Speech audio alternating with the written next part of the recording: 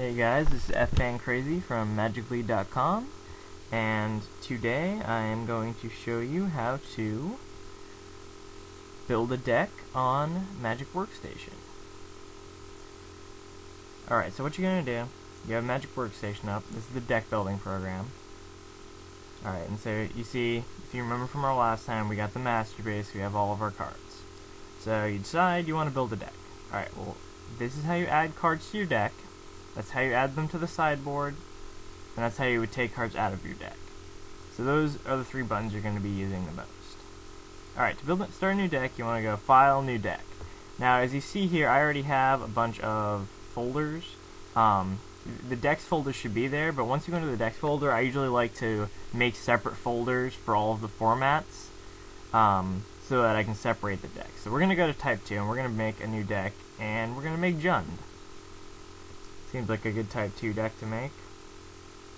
Alright, so again, what's important here is not the deck itself, just showing you guys how it's done. Alright, so you got all these cards, and you want to find a card for your Jund deck. So you type in a card up here. You can type in, the beginning of the card, Blood, so we're going to go for Bloodbraid Elf, obviously. And there's no space, but that's okay, I'm going to ignore that. Alright. Bloodbraid Elf. Alright, so you add 4 of those to your deck. Now, that's okay if you know exactly what cards you want in your deck, but you're not always going to be able to do that. So what you're going to want to do is you're going to go up here and click this little checkbox filter, and it's going to bring you this. And when you have this, it has all sorts of options. Those are all the magic sets that have been created.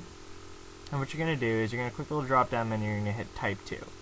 So now you have only Type 2 deck cards. And you can change if you want to look at any of those card types that you don't, or you don't want to look at those.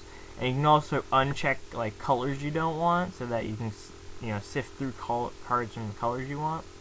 All right, so you're gonna go and we're gonna set it to red, green, black, because that's what Jund is. All right, so now we've narrowed it down a little bit so that we could find cards that we don't necessarily remember off the top of our head a lot easier. Alright, so we're just going to build the deck, with 2 minutes blast, add 4 of those. And like I said, it's not necessarily the deck part that's important for this. It's, showing you guys how. So I may or may not skip through this part. Alright, so we got the base of our deck here. Now,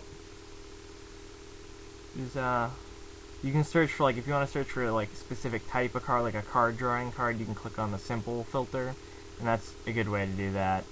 And, there's different options up here, so you guys can all, check them out. What I'm going to show you next is a really cool way to build your mana base, since that's, often a kind of hard thing to do. If you click on the little statistics button, it shows you a pie graph with all, the percentage of colors of cards in your deck. The mana symbol breakdown, the casting cost breakdown, etc., which is really useful. That shows you rarity, but that's, not really that relevant.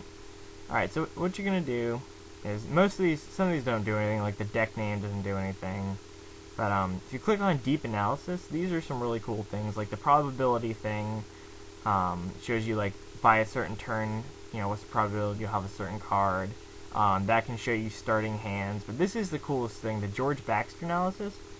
And what it does is it looks at the colored colored symbols and the mana cost, and it breaks them down. And if you hit Analyze, it'll show you how many of each type of land slot you need. So obviously dual lands will give you 2 colors, but it shows you how many of each color you need to have access for to make it run smoothly.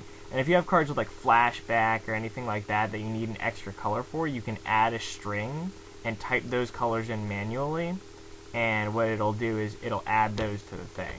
So those are things for kicker or anything that has a different color that's not on the mana cost, you can put those on it.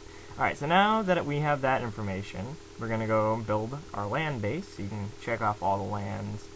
And this is just like adding normal cards, add Force, Dragon Skull Summits, etc. So now you have a complete deck, but you don't have a sideboard. So you add sideboard cards just like you add any other cards. We're at the if you hit this little button right here, it resets your filter. And sometimes if you filter more than certain amount of times you have to reset it because it won't let you. So we're going to recheck all the things we need.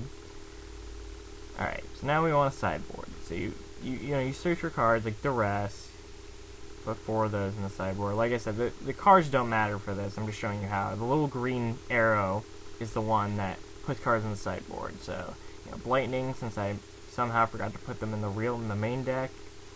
And, you just type the card in you want, or you can scroll down, etc. And it's just like putting cards in the main deck. You just put them in the sideboard instead by hitting the green button. Alright. So now your deck's built. It'll say up there that you have 60 cards and 15 in the sideboard, so that's, a good number to look at the top. And if you haven't already hit new deck, like say you already started on an old deck and just started rebuilding on a new deck, you can save the deck as, so you go File, you want to click in the right column, otherwise you're going to save the master base.